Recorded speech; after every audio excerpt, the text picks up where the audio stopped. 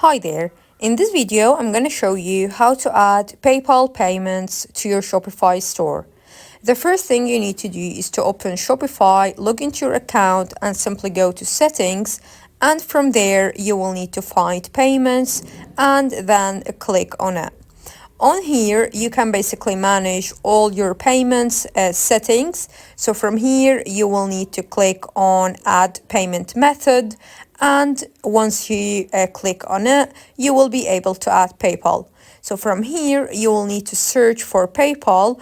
And once you type in PayPal, you will be able to see the provider who supports PayPal. So from here, you will need to connect your account. So once you click on connect, it's gonna ask you to install the app. So basically it's gonna do that for you automatically. So as you can see, I just clicked on connect and it took me to a page where it asks me to install the app. For me to be able to connect my Shopify store to my account.